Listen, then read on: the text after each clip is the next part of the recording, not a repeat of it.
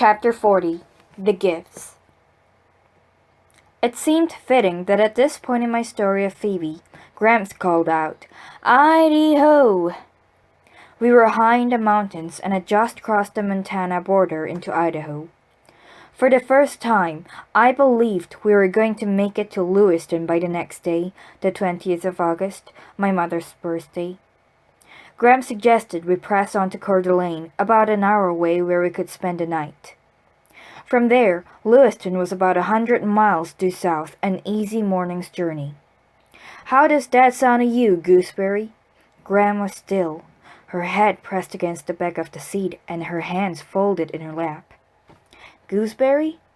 When Graham spoke, you could hear the rattle in her chest. "Oh, that's fine," she said. "Gooseberry, are you feeling okay?" "I'm a little tired," she said. "We'll get you to a bed real soon." Gramps glanced back at me, troubled. "Gram, if you want to stop now, that would be okay," I said. "Oh no," she said.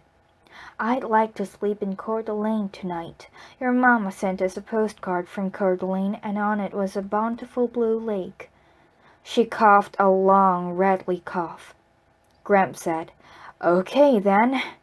Bountiful blue lake, here we come." Gramps said, "I'm so glad Peebee's mama came home. I wish your mama could come home too." Gramps nodded his head for about 5 minutes. Then he handed me a tissue and said, "Tell us about Mrs. Partridge. What was she doing leaving a gold-dang envelope on Peebee's porch?" That's what Phoebe and I wanted to know. "Did you want something, Mrs. Partridge?" I asked. She put her hand to her lips. She said. Phoebe snatched the envelope and ripped it open. She read the message aloud. "Don't judge a man until you've walked 2 moons in his moccasins." Mrs. Partridge turned to go. "Bye-bye," she said. "Mrs. Partridge," Phoebe called. "We've already had this one." "I beg your pardon?" Mrs. Partridge said. "It was you, wasn't it?" Phoebe said. You've been creeping around leaving these things, haven't you?" "Did you like them?" Mrs. Partridge said. As she stood there in the middle of the sidewalk, with her head tilted up at us and that quizzical look on her face, she looked like a mischievous child. "Margaret reads them to me from the paper each day, and when there's a nice one, I ask her to copy it down. I'm sorry I gave you that one about the moccasins already. My noggin forgot." "But why did you bring them here?" Phoebe said. "I thought they would be grandiful surprises for you, like fortune cookies, only I didn't have any cookies to put them in. Did you like them anyway?" Phoebe looked at me for a long minute. Then she went down the steps and said, "Mrs. Partridge, when was it you met your brother?" "When was it when you met my brother?" "You said you didn't have a brother," Mrs. Partridge said. "I know, but you said you met him. When was that?" She tapped her head. "Noggin remember, let's see, some time ago, a week, 2 weeks. He came to my house by mistake. He let me feel his face. That's why I thought he was your brother. He has a similar face. Isn't that peculiar?" Phoebe said, "No more peculiar than most things lately." As Mrs. Partridge tottered back to her house, Phoebe said, "It's a peculiar world, Sal." She walked across the grass and spit into the street. She said, "Come on, try it." I spit into the street. "What do you think?" Phoebe said. We spit again. It might sound disgusting, but to tell the truth, we got a great deal of pleasure from those spits. I doubt if I ever could explain why that was, but for some reason it seemed the perfect thing to do, and when Phoebe turned around and went into the house, I knew that was the right thing for her to do too. With the courage of that spit in me, I went to see Margaret Cadaver and we had a long talk, and that's when I found out how she met my father. It was painful to talk with her, and I even cried in front of her, but afterward I understood why my father liked to be with her. Ben was sitting on my front steps when I got home. He said, "I brought you something. It's out back." He led me around the side of the house, and there, strutting across the little patch of grass, was a chicken. I was never in my life so happy to see a chicken. Ben said, I named it, but you can change the name if you want. When I asked him what its name was, he leaned forward, and I leaned forward, and another kiss happened. A spectacular kiss, a perfect kiss, and Ben said, its name is Blackberry. Oh, Graham said, is that the end of the PB story? Yes, I said. That wasn't quite true, I suppose, as I could have told more.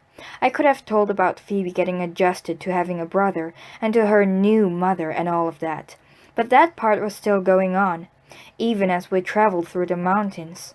It was a whole different story. I like that story about Phoebe, and I'm glad it wasn't too awfully sad. Graham closed her eyes, and for the next hour as Gramps drove toward Coeur d'Alene, he and I listened to her rapidly breathing. I watched her lying there so still, so calm. Gramps, I whispered, she looks a little gray, doesn't she? Yes, she does, Chickabiddy, yes, she does. He stepped on the gas, and we raced toward Coeur d'Alene. Chapter 41. The Overlook. At Coeur d'Alene, we went straight to the hospital. Gramps had tried to wake Graham when he saw the lake. Gooseberry? Graham said. She slumped sideways on the seat. Gooseberry? The doctor said Graham had had a stroke. Gramps insisted on being with her while she underwent tests, though an intern had tried to dissuade him. She's unconscious, the intern said. She won't know whether you're here or not. Sonny, I've been by her side for 51 years, except for 3 days when she left me for the Eggman. I'm holding on to her hand, see? If you want me to let go, you'll have to chop my hand off. They let him stay with her. While I was waiting in the lobby, a man came in with an old beagle. The receptionist told him he would have to leave the dog outside. By herself? The man said. I said, I'll watch her. I had a dog just like her once. I took the old beagle outside, and when I sat down on the grass, the beagle put her head in my lap and murmured in that special way dogs have. Gramps called it a dog's purr. I wondered if Gramps' snakebite had anything to do with her stroke, and if Gramps felt guilty for whizzing off the highway and stopping at that river. If we hadn't gone to that river, Graham would never have been bitten by that snake. And then I started thinking about my mother's stillborn baby. And maybe if I hadn't climbed that tree, and if my mother hadn't carried me, maybe the baby would have lived, and my mother would never would have gone away, and everything would still be as it used to be. But as I sat there thinking these things, it occurred to me that a person couldn't stay all locked up in the house like Phoebe and her mother had tried to do at first. A person had to go out and do things and see things, and I wondered for the first time if this had something to do with Graham and Gramps taking me on this trip. The beagle in my lap was just like our Moody Blue. I rubbed her head and prayed for Graham. I thought about Moody Blue's litter of puppies. For the first week, Moody Blue wouldn't let anyone come anywhere near those puppies. She licked them clean and nuzzled them. They squealed and pawed their way up to her with their eyes still sealed. Gradually, Moody Blue let us touch the puppies, but she kept her sharp eyes on us, and if we tried to take a puppy out of her sight, she growled. Within a few weeks, the puppies were stumbling away from her, and Moody Blue spent her days herding them back. But when they were about 6 weeks old, Moody Blue started ignoring them. She snapped at them and pushed them away. I told my mother that Moody Blue was being terrible. She hates her puppies. It's not terrible, my mother said. It's normal. She's weaning them from her. Does she have to do that? Why can't they stay with her? It isn't good for her or for them. They have to become independent. What if something happened to Moody Blue? They wouldn't know how to survive without her. While I prayed for Graham outside the hospital, I wondered if my mother's trip to Idaho was like Moody Blue's behavior. Maybe part of it was for my mother and part of it was for me. When the beagle's owner returned, I went back inside. It was after midnight when a nurse told me I could see Gram. She was lying, still and gray, on the bed. A little dribble was coming out of one side of her mouth. Gramps was leaning over her, whispering in her ear. A nurse said, "I don't think she can hear you." "Of course she can hear me," Gram said. "She'll always be able to hear me." Gram's eyes were closed. Wires were attached to her chest and to a monitor, and a tube was taped to her hand. I wanted to hold her and wake her up. Gram said, "We're gonna be here a while, Chickabiddy." He reached in his pocket and pulled out his car keys. "Here, in case you need anything from the car." He handed me a crumpled wad of money. "In case you need it." "I don't want to leave Gram," I said. "Heck," he said. "She doesn't want you sitting around this old hospital. You just whisper in her ear if you want to tell her anything, and then you go do what you have to do. We're not going anywhere. Your grandmother and I will be right here." He winked at me. "You be careful, Chickabiddy." I leaned over and whispered in Gram's ear, and then I left. In the car, I studied the map, leaned back in the seat, and closed my eyes. Gramps knew what I was going to do. The key was cold in my hand. I studied the map again. One curvy road ran direct from Coeur d'Alene to Lewiston.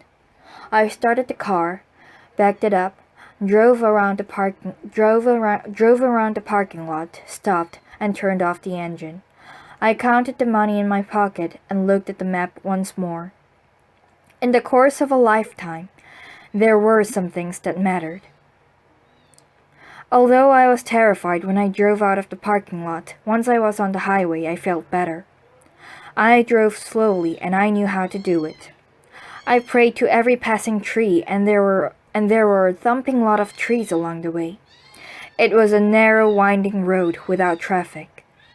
It took me 4 hours to drive the 100 miles from Coeur d'Alene to the top of Lewiston Hill, which, to me, was more of a mountain than a hill. I pulled into the overlook at the top. In the valley, far below was Lewiston, with the Snake River winding through it. Between me and Lewiston was the treacherous road with its hairpin turns that twisted back and forth down the mountain. I peered over the rail, looking for the bus that I knew was still somewhere down there on the side of the mountain, but I couldn't see it. "I can do this," I said to myself over and over. "I can do this." I eased the car back onto the road.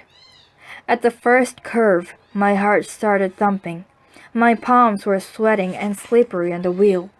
I crept along with my foot on the brake, but the road doubled back so sharply and plunged so steeply that even with my foot on the brake, the car was going faster than I wanted it to.